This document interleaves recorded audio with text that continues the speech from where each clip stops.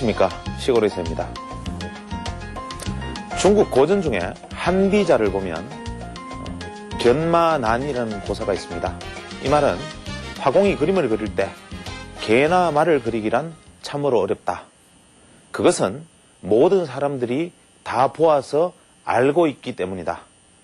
그러나 귀신이나 도깨비를 그리는 것은 쉽다. 그것은 아무도 본 적이 없기 때문에 아무렇게나 그리더라도 다들 그러하려니 생각하기 때문이다.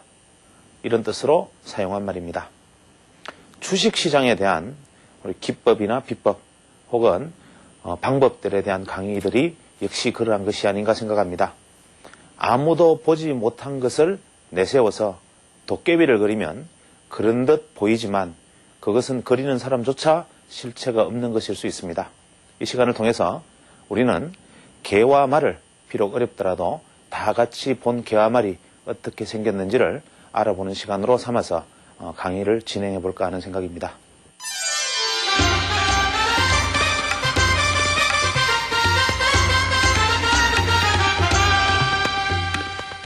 얼마 전에 저도 개인적으로 조금 이 면식이 있는 그 옵션 트레이더 한 분이 제도권 애널리스트로 그냥 진입을 하고 스스로 트레이딩을 포기했다는 기사가 신문에 난 적이 있습니다. 이분은 실제 한 해에 많은 수익을 옵션을 통해서 내왔던 분인데 이분이 남기신 말이 참 인상적입니다. 과거에까지는 비정상적인 변동성, 즉 지나친 고평가와 저평가가 반복되는 옵션 시장에서 그 넘치는 고평가, 저평가 부분만 냉정하게 시스템으로 접근해서 수익을 수취하는 전략만으로도 수익을 많이 낼 수 있는 시장이었는데 이제는 그렇지 않다, 수익이 나지 않는다 이렇게 얘기를 했습니다. 이것이 시사하는 바는 대단히 큽니다. 한때 지난 90년대 후반부터 이제 엄밀하게 2003년 초반까지로 저는 개인적으로 생각하는데 이 기간까지에는 사실 우리가 파생해서 수익을 조금만 원칙적으로 투자를 하면 엄청난 수익을 낼 수 있는 구간이었습니다.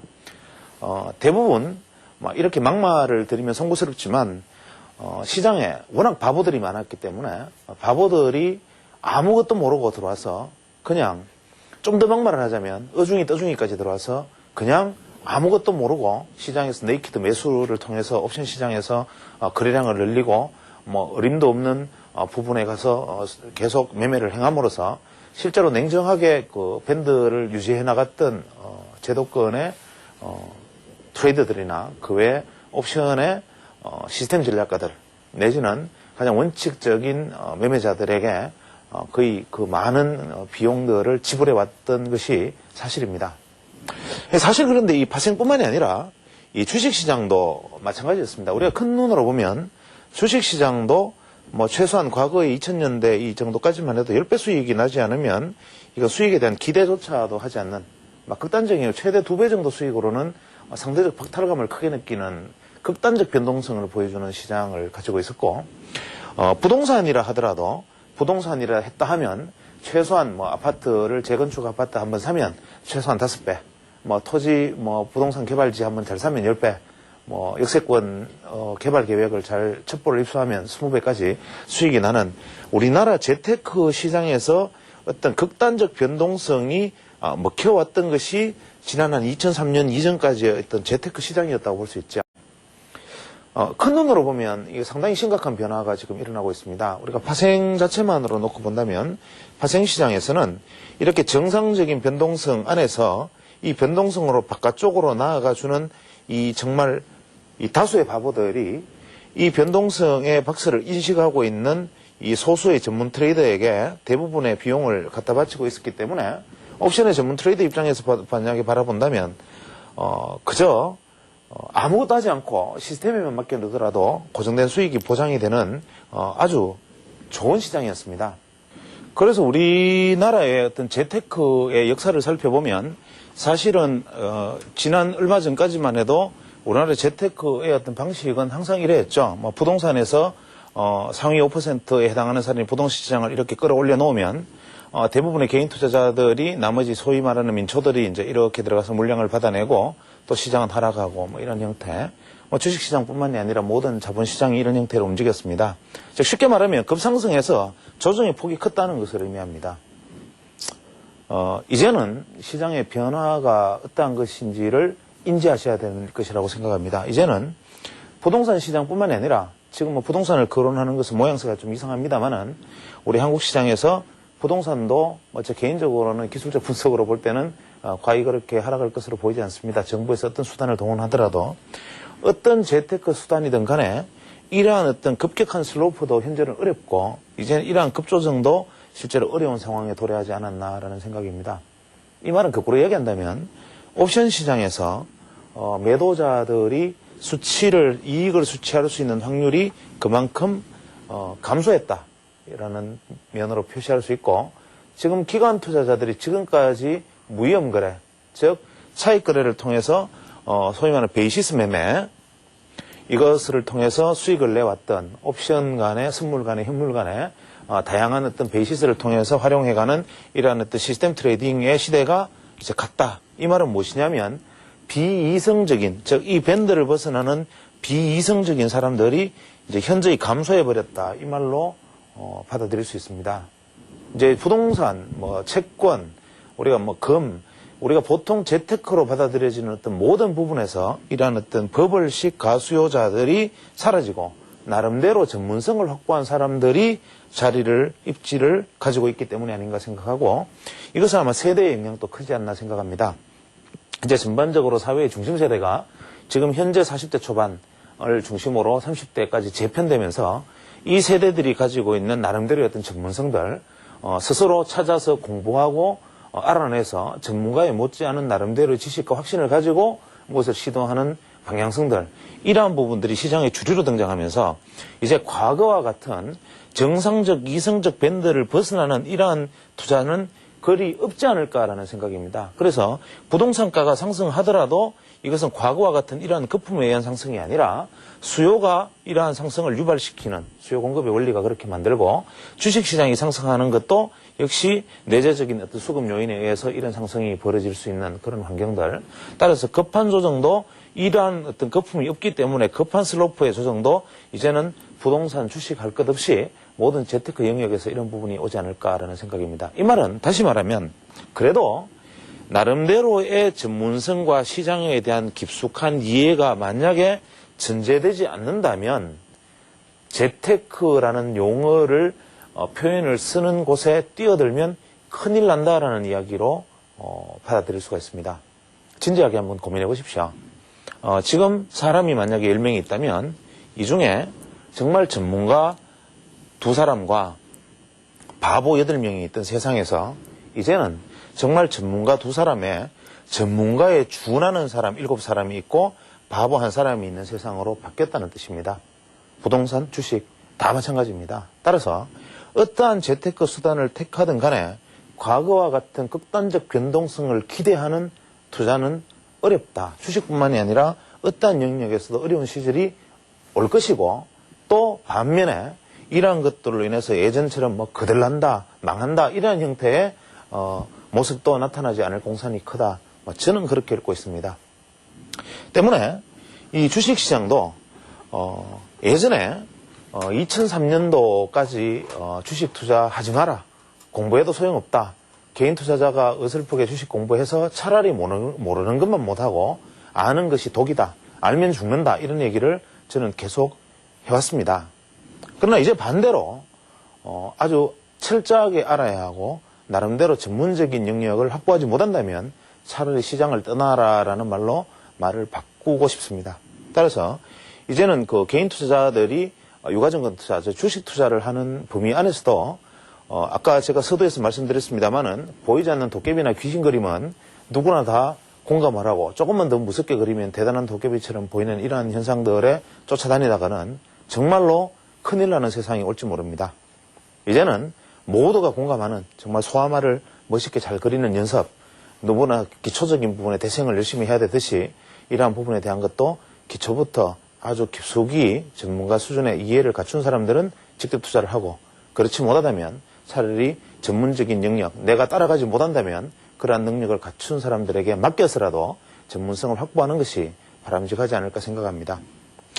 그런 측면에서 이제 강의를 진행해 나갈 주제는 저는 크게는 다시 예전하고 비슷한 방향성을 가지고 있습니다.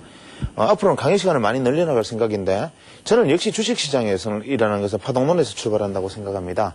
이 파동론이라는 것이 우리가 흔히 말하는 엘리어트 파동 이런 것을 의미하는 것은 아니라는 것을 누차 말씀드렸고, 이 파동론에 대한 이해부터 내려가서 전반적으로 이제 각도론, 그 다음에 추세론, 그 다음에 수급 논리에 대한 어떤 기술적 분석 방법, 이거 추세선이라든지 그 외 일봉 패턴 분석과 같은 여러 가지 패턴 분석에 대한 이야기가 되겠지만, 이런 형태로 진행해 나갈 생각인데, 일단 오늘 첫 주제로 잡은 것이 엉뚱하게도 제일 마지막에 다루어야 함직한 보조지표, 그 중에서도 RSI라는 지표를 일단 오늘 첫 주제로 들고 나왔습니다. 이 RSI라는 것을 첫 주제로 들고 나온 이유는 제 나름대로 함의가 있습니다.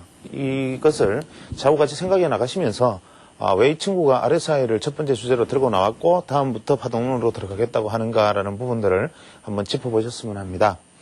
이 RSI라는 지표는 우리가 이제 Relative Strength Index, 즉 상대 강도 지수 이런 식으로 표현할 수 있습니다. 즉 상대적인 강도가 얼마나 되느냐라는 것을 알려주는 지표다. 이제 고등학생 시험 치는 식으로 이야기한다면 이것은 웰스 와일드가 쓴 지표인데, 이 와일드 주니어라는 사람이 왜 이 RSI라는 지표를 만들어냈을까라는 것을 먼저 생각해 볼 필요가 있지 않나 생각합니다. 우선 누구나 아시겠지만 RSI라는 지표는 복잡한 공식들이 있지만 그냥 쉽게 생각하면 이렇습니다. RSI라는 지표는 만약에 RSI 지표가 뭐냐 이렇게 물으면, RSI는 어떤 특정 기간 동안에 기간을 예를 들어서 많이 14일로 잡으니까 14일이면 14일이라는 특정 기간 동안에 주가가 상승했던 상승폭에다가 주가가 하락했던 하락폭, 이것을 더한 값을 상승폭으로 나눈 값. 다시 말하면 상승폭과 하락폭을 더한 값으로 나누어서 이것을 백분율로 표시한 것, 이것이 바로 RSI입니다. 이것은 무엇을 의미하느냐 하면, 주가는 이렇게 이제 움직여서 이렇게 파동을 그리면서 가면 우리가 볼 때는 굉장히 랜덤하게 움직이기 때문에 이것이 어떠한 에너지를 가지고 있는지는 알 수가 없습니다.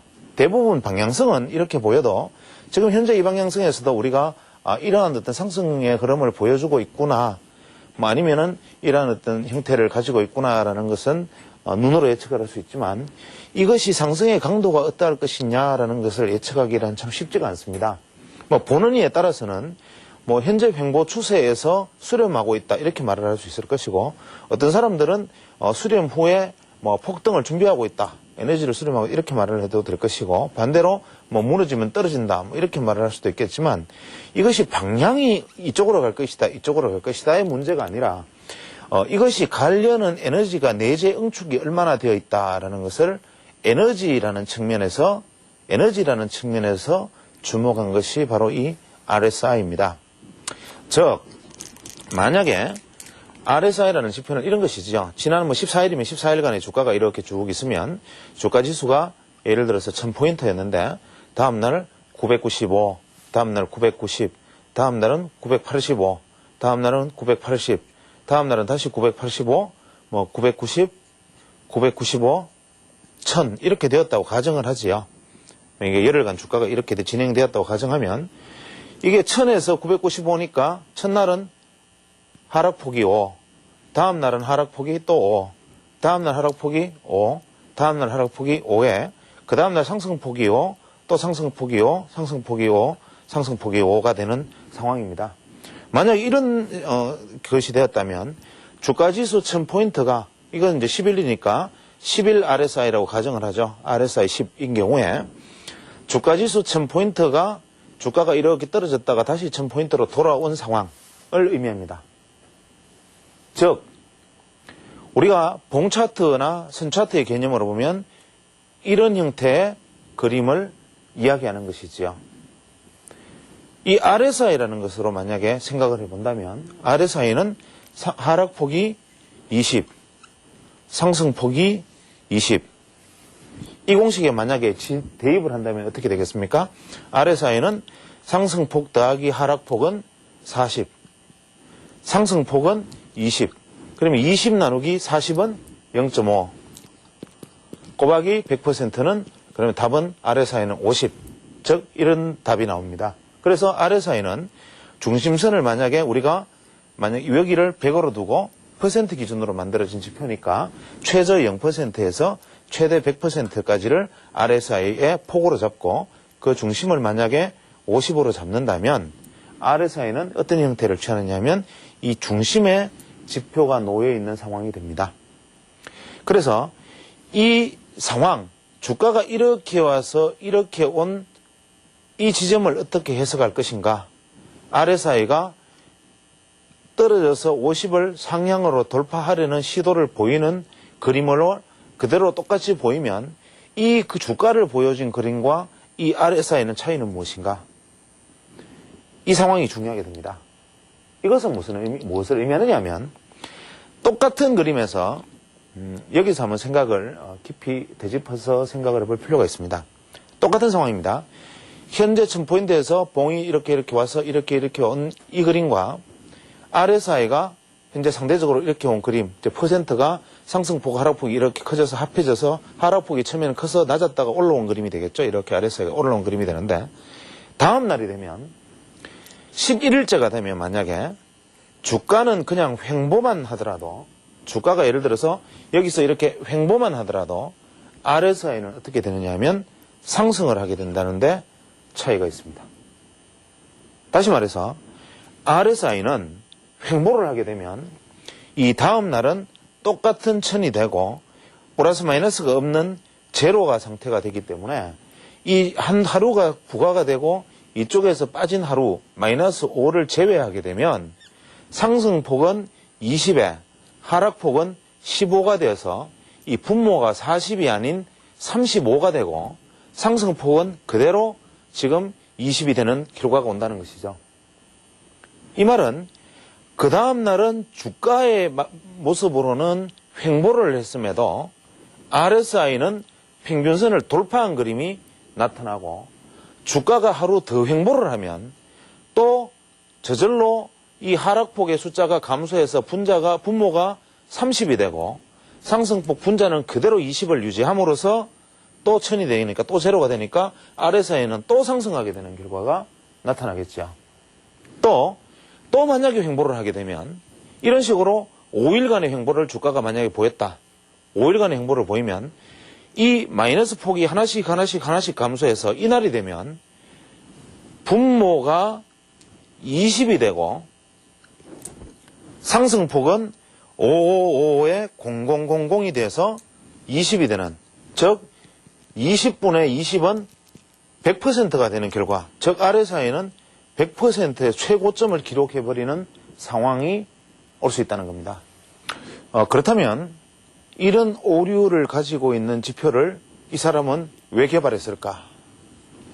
그리고 왜 이 RSI라는 지표가 선물 투자자뿐만 아니라 기술적 분석가들이 무려 100여 가지가 넘는 기술적 분석 지표 중에서 왜 금과 옥조처럼 붙들고 있을까라는 것에 생각을 한번 주목해 볼 필요가 있습니다.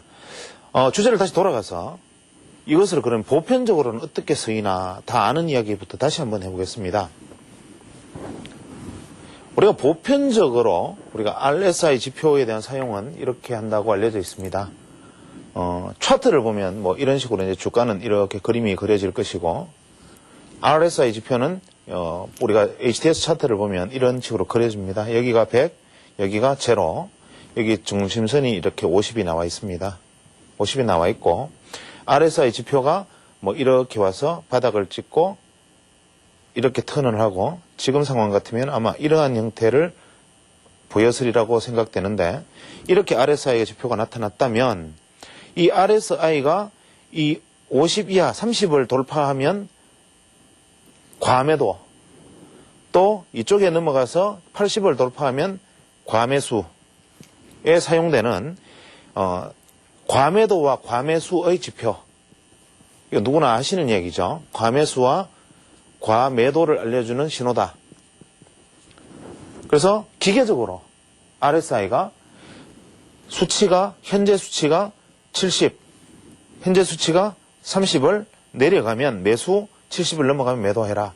뭐 이러한 과매수, 과매도의 지표로 일반적으로 사용하는 경우와 두 번째로 이 중심선에 해당하는 이 50을 중심선 50, 즉 이 중심선을 상향 돌파하느냐 하향 돌파하느냐에 따라서 매수와 매도를 하는 것이 좋다라고 말하는 관점.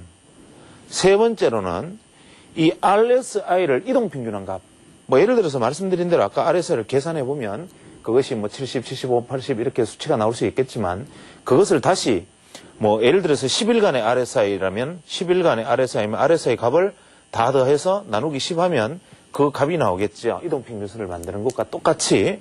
그래서 RSI 이동평균선, 그것을 우리가 RSI의 기준선이라고 부르고 이 기준선이 아마 여기 같으면 이렇게 아마 오지 않았을까 생각되는데 이 기준선을 하향 돌파하면 매도, 이 기준선을 상향 돌파하면 매수 이렇게 해서 소위 말하는 기준선 돌파에 따른 매수 매매의 방법.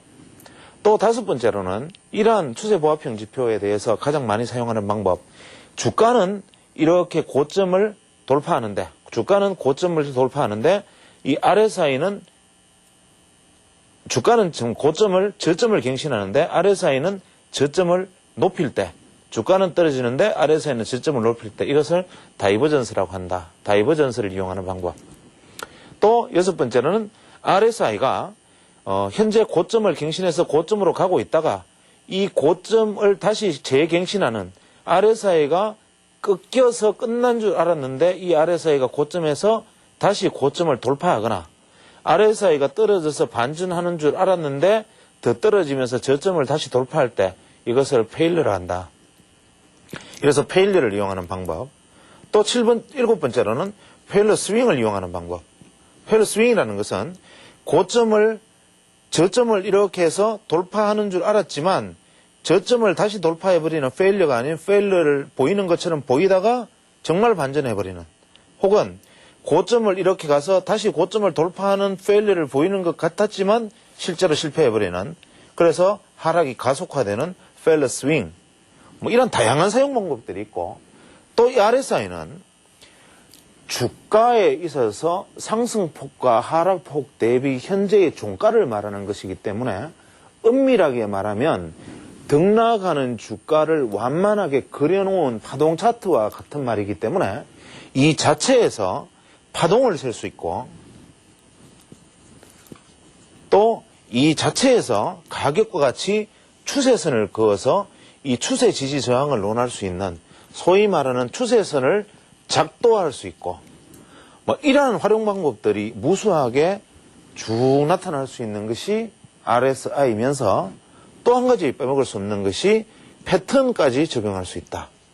예를 들어서 RSI에서 가장 이상적인 패턴, 영선을 돌파할 때 RSI가 저점에서 영선을 돌파하는 모습이 원형 차트를 그릴 때, 즉 RSI가 떨어지는 각도도 완만한데 올라가는 각도가 그 각도와 같이 완만한 각도를 보여줄 때, 혹은 이것보다 더 완만한 각도를 보여주면서 영선을 돌파하는 모습을 보여줄 때, 이러한 패턴들, 소위 말하는 원형 패턴들을 보여줄 때의 RSI 모습. 뭐 이렇듯이 RSI라는 것은 대단히 유용하게도 사용하고, 실제로 우리가 주가 선차트나 봉차트를 분석할 때 사용하는 방법을 그대로 적용해서 사용을 하기도 합니다. 그런데 우리가 이 RSI라는 것과 또 같이 세트로 우리가 이제 그 컨비네이션으로 같이 사용하는 지표 중에 하나가 스타캐스틱입니다. 이 스타캐스틱 지표하고 RSI 지표는 사실은 용법이 큰 차이가 없기 때문에 이 개념의 차이에 있어서 크게 구분을 짓지 않고 용법을 그대로 적용하는 경우가 대단히 많은데, 이 두 가지의 상관관계의 차이를 우리는 정확히 알고 있어야 됩니다. 먼저 RSI 상대강도 지수는 아까 말씀드렸다시피 주가가 오를 때는 상승폭이 크다. 이 말을 다시 이야기하면 주가라는 것은 이렇게 상승폭과 하락폭을 이렇게 잡았을 때 아무리 그래도 주가가 오른다는 것은 상승했는 폭이 큰 것이다. 시간이 흘러가면 그것은 뭐 말할 나위가 없는 것인데, 이 주가가 변동을 보이는 과정 속에서 하락했던 변동의 폭, 이것보다 상승했던 변동의 크기 얼마나 크냐를 누적시킨 것이 RSI라면, 즉 상승할 때는 얼마씩이나 상승하고 하락할 때는 얼마씩이나 하락을 했느냐 할 때 그 넓이에 관한 차이는 두지 않는다. 예를 들어서 RSI는 오를 때 5, 2, 1, 1, 3 이렇게 올랐고, 내릴 때는 뭐 1, 1, 1, 1, 1, 5 이렇게 내렸더라도 이 두 개의 합이 같다면 에너지는 같은 것으로 취급하는 것이죠. 예를 들면 단위 시간당 펀치를 강하게 때려서 한 번에 때리는 에너지나 잽으로 계속 때리는 에너지나, 그것이 때리는 에너지와 맞는 에너지를 비교해서 상대방과 내가 때리고 주고받은 힘을 합해서 비슷하다면 두 개는 셈셈이다, 이런 관점에서 보는 것이죠. 실제로 우리가 싸움을 하면 먼저 강한 펀치를 날리고 그 다음부터 잦은 펀치를 날린 사람과 잦은 펀치만 조금씩 맞다가 끝에 한 방을 맞은 사람과의 데미지 차이는 분명히 있을 텐데, 이 RSI라는 것은 때린 쪽과 맞은 쪽의 기간 내의 총합을 비교한 것이죠. 스타캐스틱은 이것과의 개념이 다릅니다. 예를 들면 어떻게 다르냐 하면, 우리가 주가가 이런 식으로 이제 변동을 보였다고 가정을 하면, 뭐 이렇게 급변동을 보인 차트가 있다고 가정을 하면, 이 기간 중에 최고가와 최저가의 이 변동폭 속에서 현재의 주가는 어디에 위치해 있나, 이것을 보는 것이지요.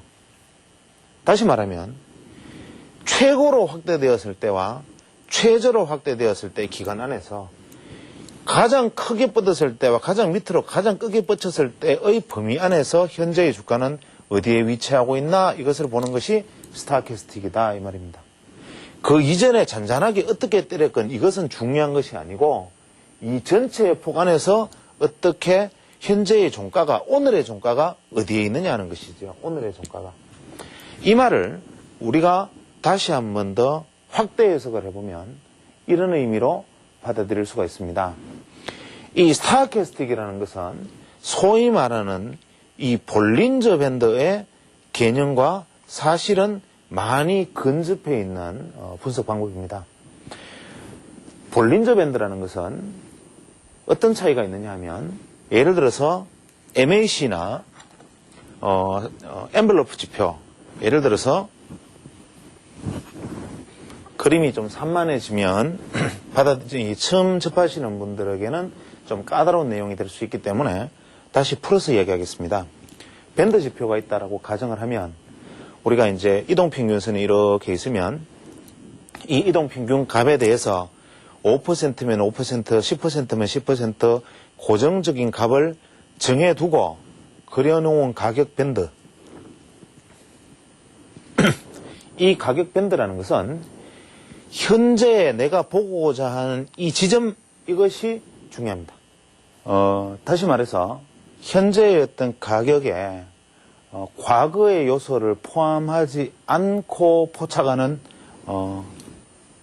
논리, 이것이 엔벨로프라면, 즉 2차원적 시각으로 바라보는 것이라면, 볼린저 밴드는 이 볼린저 밴드가 위치하고자 하는 이 밴드는 과거 이 볼린저 밴드 중심선이 포함하는 값의 2배나 되는 기간만큼의 시세가 반영된 현재, 이것을 의미하는 것이 볼린저 밴드죠.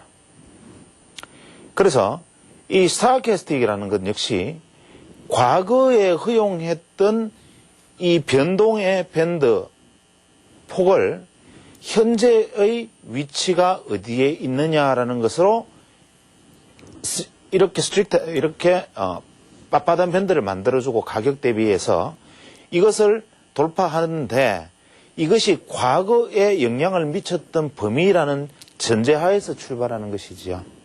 그래서 우리가 일반적으로 말하는 과거의 시세가 내게 어떤 영향을 미치는가가 담겨있는 지표들이 시장의 미래의 추세를 예측하는 것이지, 과거의 시세를 덮어버리고 현재의 가격대에만 높낮이만 바라보는 것은 시세를 예측하는 것이 아니라 현재를 대응하는 지표가 되는 것이지요. 그런 관점에서 보면 이 스타캐스틱과 같이 빨리 움직이는 이 빠른 지표들도 냉정하게 말하자면 미래 예측성의 한 목적성을 두고 개발된 지표다, 이런 의미가 됩니다. 그래서 우리가 스타캐스틱 지표와 RSI 지표를 만약에 비교해서 생각한다고 생각을 하면, 예를 들어서 스타캐스틱 지표는 이러한 상황이 벌어질 수 있습니다. 과거에 어떤 내가 측정하고자 했던 스타캐스틱의 범위에서 처음에 주가가 이런 식의 범위를 보인 다음에 현재 이런 주가를 만약에 보였다면, 현재 오늘의 주가가 만약 여기 있다면 이것은 스타캐스틱 중간에 중심선의 주가가 있는 것이지요. 그런데 만약에 주가가 이런 그림이 아니고 이렇게 있다면 스타캐스틱은 굉장히 바닥을 찍는, 현재 스타캐스틱을 만약에 보조지표로 실제로 그린다면 스타캐스틱 100%와 스타캐스틱 0%와 스타캐스틱 50%의 차이를 두고 스타캐스틱이 바닥을 찍었다가 영선을 돌파해 나가는 과정, 이것이 바로 현재의 그림이 되지만, 이 기간이 지나서, 하루만 지나서 이 날이 만약에 빠져버리게 되면 어떤 왜곡이 일어나느냐 하면, 현재 이 스타캐스틱은 극단적인 상승을 보여주는 에러가 발생합니다. 쉽게 말하면 기간이 반영하는 만큼 안의 범위를 전제했기 때문에 실제로 보조지표들이 가지고 있는 가장 큰 특성은 무엇이냐 하면, 횡보만으로도 지표는 바로 고점으로 진입해버리는, RSI와 스타캐스틱 지표들이 가지고 있는 보편적인 문제들이 바로 이러한 부분에 있습니다. 그러나 스타캐스틱 지표가 RSI에 비해서 왜 이렇게 빨리 나타나느냐, 똑같이 그런데 왜 그러냐라고 묻는다면, 바로 스타캐스틱 지표는 고점과 저점 사이의 폭의 의미이기 때문에 그 최고점과 최저점을 형성하는 것이 그 기간에서 사라져버리면 바로 반영되어서 급속도로 빠르게 움직이는 것이 스타캐스틱인 반면, RSI라는 것은 하루하루의 등락을 반영하는 과정이었기 때문에 그것이 반영해서 빠지는 기간도 마찬가지로 그렇게 빠져나가는 것이다, 이렇게 얘기할 수가 있죠. 그러면 다시 만약에 이야기한다면 이 두 가지를 다시 합쳐서 생각한다면, 우리가 빠른 신호로서 스타캐스틱을 활용을 하고 느린 신호로서 RSI를 사용한다 해도 그리 틀린 말은 아닐 뿐만 아니라, 신호의 속도로 놓고 본다면 틀릴 뿐만 아니라, 스타캐스틱이 가지고 있는 소위 말하는 주가는 고점을 찾아 회귀한다, 주가는 저점을 찾아 회귀한다, 다시 말하면 주가는 밴드를 향한다라는 속설을 따라서 고점과 저점을 중시하는 우리가 모멘텀을 가지는 지표 하나와, 주가가 상승할 때와 하락할 때의 에너지가 매수세의 축척이 더 강하냐, 매도세의 축척이 더 강하냐, 이 시장에서 기반이 되는 세력은 현재 매도세이냐 매수세이냐, 이 둘 중에 어떤 것이 더 강한 세력을 형성하고 있느냐를 말해주는 RSI 지표가 같이 컨바인 되어 주었을 때 활용도가 높아지고, 아울러서 이 지표들이 가지고 있는 가장 큰 난점인 이 두 가지 난점, 즉 저절로 고점을 향하거나 저절로 침체를 향해버리는 오류, 기간의 차이에 따라서 이런 현상이 벌어지거나 횡보만 해도 그렇게 변해버리는 이 오류들을 극복하는 방법은 무엇이냐 하면, 결국 이것들도 RSI나 스타캐스틱 같은 지표들도 항상 사용하는 지표가 아니다라는 것을 역설적으로 설명해 주는 것이기도 합니다. 즉 우리가 보조지표 활용해서 실패하고 있는 가장 큰 문제가 바로 주식시장에서 실패하고 있는 문제의 핵심과 같은 이야기입니다. 우리가 주식시장에서 어떠한 접근 방법이 만약 실패한다라고 생각하면 그 방법을 폐기 처분합니다. 보통 이렇게 얘기하죠. RSI, 스타캐스틱, MACD, CCI, 파라볼릭 어떠한 지표들을 사용해도 그것이 맞을 때도 있고 맞지 않을 때도 있다. 그것은 당연한 이야기인데 그러한 맞을 때와 맞지 않을 때가 있기 때문에 이것은 사실 소용없는 지표이고 말장난이다라고 받아들이기보다는 이것을 사용하기에 적합한 국면들이 존재한다라는 생각을 가져야 된다는 것이죠. 사용하기에 적합한 국면. 바로 그것은 무엇이냐 하면 이 스타캐스틱 지표라는 것과 RSI 지표라는 것의 가장 극명한 활용도의 차이는 뭐냐 하면 이 스타캐스틱 지표라는 것은 제가 그냥 극단적으로 이름을 붙이면 이게 발진형 지표다. RSI 지표라는 것은 무엇이냐 하면 내재형 지표다. 저는 보통 이렇게 설명을 잘 합니다. 즉 RSI라는 것이 가지고 있는 이 지표는 어떠한 것이 가지고 있는 에너지가 소위 말하는 내공이 어떠하냐를 알려주는 지표이고 스타캐스틱이라는 것은 어떤 한계점에 다다랐을 때 주가가 변곡점에 이르렀을 때 그것을 어떠한 방향성을 보여줄 것인가를 알려주는 지표이다라는 것을 활용하는 것이죠. 예를 들어서 스타캐스틱 지표와 RSI 지표를 다시 한번 비교하면 이럴 수 있습니다. 스타캐스틱 지표는 고점과 저점이 있으면 기간 안의 고점과 기간 안의 저점에서 현재의 주가가 여기에 위치해 있느냐 여기에 위치해 있느냐에 따라서 강세다 약세다 라고 이야기하죠. 이것은 당연한 말이지요.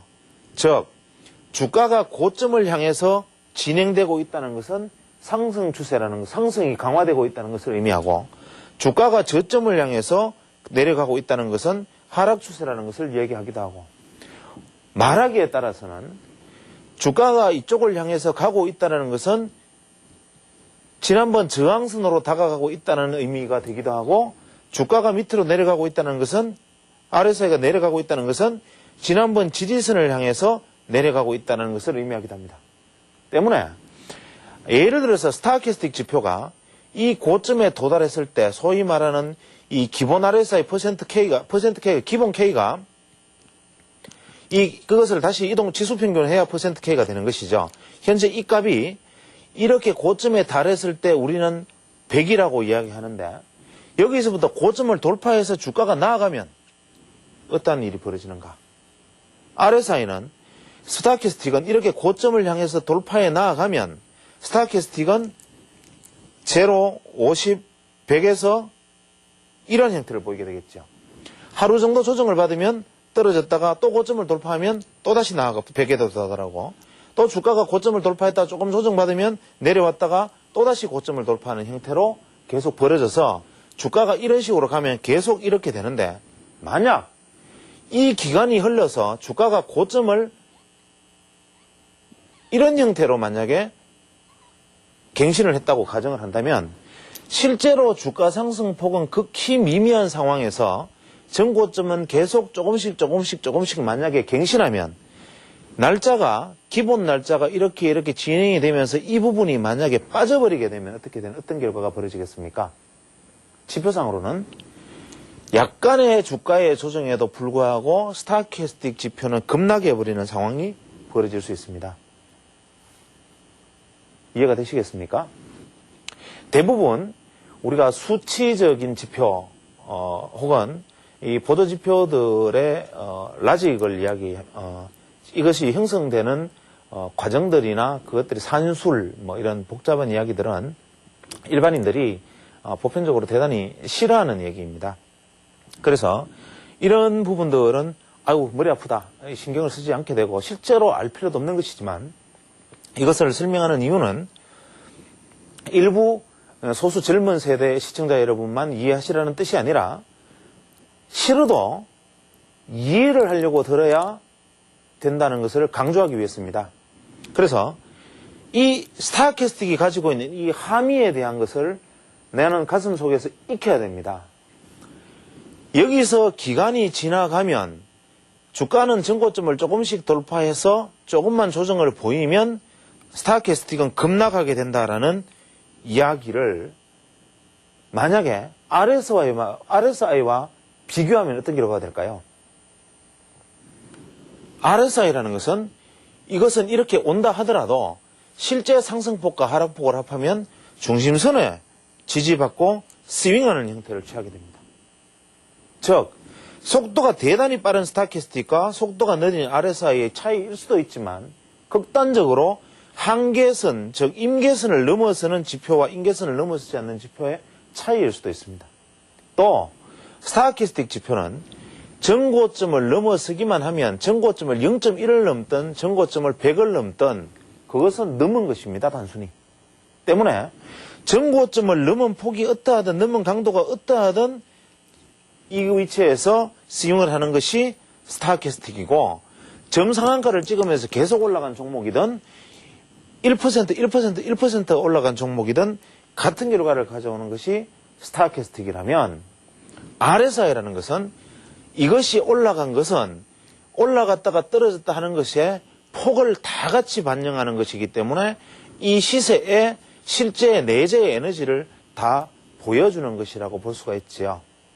때문에 이 RSI와 스타캐스틱을 병용해서 활용하는 것이 대단히 중요할 뿐만 아니라 이 RSI와 스타캐스틱의 유용성은 이미 여기서 결판이 납니다.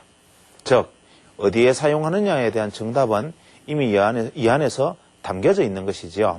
예를 들어서 우리가 이것을 파동으로 접목을 해본다면 1, 2, 3, 4, 5의 파동이 나타난다면 우리가 실제로 이 파동의 상승 국면에서 이것을 돌파를 하느냐 마느냐, 또 이것이 돌파를 했다면 어디까지 상승하느냐, 이 문제에 있어서 이것이 볼린저 밴드로는 어떠한 형태의 그림을 만들어 갈 것이고 또 RSI와 스타캐스틱은 현재 지점에서 어떠한 모양을 만들어 갈 것이냐 하는 것들은 그림 속에서 짠 맞춰진 듯이 시줄과 날줄로 그대로 얽혀서 이해되는 것입니다. 때문에 우리가 RSI 지표가 가지고 있는 보편성 중에서 하나를 다시 또 해석을 해서 짚어보기로 하겠습니다. RSI가 가지고 있는 다이버전스는 소위 말하는 스타캐스틱 다이버전스와는 다른 우리가 편기라 그러죠. 이 RSI 다이버전스나 스타캐스틱 다이버전스와는 상당히 다른 의미를 가지고 있습니다. 보통 우리 보조지표에서 이 다이버전스는 이렇게 활용을 합니다. 주식은 이런 식으로 상승을 해나가면 지금 현재 주가는 계속 고점을 돌파해서 상승을 해나가는데 이 보조지표가 이제 현재 시점에서 고점을 넘어서지 못한다면, 즉, 이 보조지표가 현재 시점에서 넘어서지 못하고 주가는 고점을 넘었으면, 주가는 고점을 넘어서는데 보조지표는 고점이 낮아지면 이것을 우리가 다이버전스라고 그러고 이것은 시장이 떨어지려는 에너지를 가지고 있는 것이다 라고 해석을 하고, 또 반대로 시장은 이렇게 떨어지고 있는데 보조지표가 만약에 이렇게 방향성이 주가는 이렇게 떨어지는데 보조지표는 이런 방향성을 보여준다면 주가와 보조지표가 방향이 다르기 때문에 이것은 상승을 예비하는 것이다 이렇게 말하는 것이 다이버전스를 이용한 일반적인 투자가 됩니다. 그런데 이 다이버전스라는 건 도대체 왜 일어날까라는 것을 한번 생각해 보죠. RSI가 현재 가지고 있는 이 값들은 바로 이 기준선만큼에 해당하는 날짜, 예를 들면 RSI 14라면 14일 동안 상승했던 상승폭과 14일 동안 하락했던 하락폭을 더한 값을 상승폭으로 나눈 것이지요. 때문에 주가라는 것이 분명히 상승을 했고 분명히 여기서 상승을 했고 여기서도 또 상승을 해서 이 상승폭보다 이 상승폭이 고점을 넘어섰음에도 불구하고 실제적으로 여기에서 보여줬던 상승이라는 것은 디딤돌을 가지는 상승을 보여주었던 것이고 현재 여기서 고점을 넘어서긴 했지만 이 상승이 만약에 디딤돌이 없는 상승이었다면 이것에 대한 반영도는 낮은 반영도가 접어들고 이쪽에 큰 반영도의 숫자가 접어드니까 이 숫자가 기하급수적으로 커지게 되지요. 즉 상승폭의 숫자는 늘어난다 하더라도 이 숫자만큼 늘어난다 하더라도 반대로 분모에서 늘어난 숫자에 빠져나간 숫자가 같이 있다면, 즉 하락폭과 상승폭을 나누었을 때 상승폭의 마지막 일수에는 크게 들어가고 앞에 1, 1, 1, 1, 5가 된다면 1이 빠지고 5가 대치됐다는 거, 분모에서. 이것이 바로 여기에서 고점을 낮추는 결과로 가져오게 되는 것이죠. 다시 설명하면, 말이 좀 복잡한데 잘 이해를 하셔야 됩니다. 현재 주가가 이렇게 상승을 해 나갈 때 이 상승폭 더하기 하락폭 더하면은 상승은 현재 2, 하락은 계속 1 이렇게 형태가 구성되었다면 분자는 10, 하락폭이 5, 그래서 분모는 15가 되고 상승폭은 10, 즉 10 나누기 15 곱하기 100%의 RSI가 되는데, 여기에서 RSI가 고점을 갱신했다 하더라도 이 앞에 떨어졌던 폭만큼의 숫자가 남아있는 상황에서 이 부분에 하나가 제거되고 여기가 하나가 5가 들어왔다 하더라도, 그래서 이 부분이 고점을 돌파했다 하더라도 전체적인 상승폭에 차지하는 반영하는 폭의 비율은 전체 비율 중에서 실제로는 3의 비율만 반영이 된 것이지만, 이것을 나누는 폭에서는 하락폭을 제외하고 나누는 폭에서는 이것이 전체적으로 나누는 비율로 접어드니까 실제로는 1.5배 정도 수준만큼의 반영 비율을 가지게 된다는 것이죠. 따라서 다이버전스라는 것을 보여준다는 것은 어떠한 것을 의미하는 것이냐 하면, 상승을 해나가는 주가와 이것이 같이 상승을 하더라도 더 오르지 못하는 다이버전스, 즉 RSI가 현재 90이었다가 RSI 수치가 80이 되는 상황, 이러한 상황을 말해주는 것은 무엇을 의미하느냐 하면, 현재의 숫자가 예를 들어서 이 전체의 합이 5라면, 10이라면 이 전체의 숫자가 100이 되면 이것은 10%가 되지만, 만약에 이것이 90이고 이것이 만약에 100이라면 90%가 되는 상황이라면 이때의 90의 의미와 이것이 80이 되는 상황이 아닌 이 분모가 커진 110이 되는 상황의 차이를 의미하는 것입니다. 즉 분모가 커진 RSI와 분자가 커진 RSI, 분자와 분모가 같이 커진 RSI와 분모만 커진 RSI, 혹은 분모가 줄어든 RSI, 분자가 커진 RSI, 여기에 따라서 RSI라는 것은 편기를 보이게 된다, 이러한 내용을 가지게 됩니다. 지금 해야 될 얘기가 너무 많이 남아있는데 이 정리가 되지 않은 관계로 일단 이 정도에서 마무리 짓고, 다음 시간에 파동론에서 계속적으로 이어나가서 강의를 이끌어 나갈 수 있도록 하겠습니다.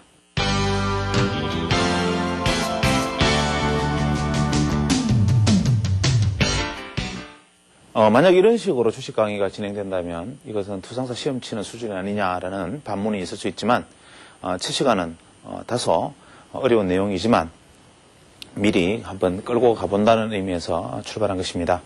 앞으로 가능하면 격주 아니면 격격주를 통해서라도 이제 주식의 기본부터 제대로 알기 위한 공부를 같이 한번 이끌어 나가볼 생각입니다. 요즘 노인대학에 가면 이런 유머가 유행한다고 합니다. 딸을 둘 가진 사람은 부엌에서 죽고, 아들 하나 가진 사람은 골방에서 죽고, 아들 둘 가진 사람은 거리에서 죽는다. 이거 웃어 넘길 이야기가 아닙니다. 딸 둘이 있으면 이 집 저 집 가서 일하느라고 부엌에서 일하다 죽고, 아들 하나 있으면 소외당해서 골방에서 시도 새도 모르게 혼자서 죽고, 아들이 둘 있으면 서로 모시지 않으려고 배구공처럼 서로 넘나들다가 길거리에서 죽게 된다는 노인들의 탄식입니다. 맹인 부부가 전기요금을 못 내서 불에 타서 사망을 하는 안타까운 일이나, 또 계모가 어린아이들을 폭행함으로써 어린아이들이 숨지는 일까지 벌어지는 세상입니다. 정말 국민소득 2만 불이든 주가지수 2,000포인트, 3,000포인트든 그것이 중요한 것이 아니지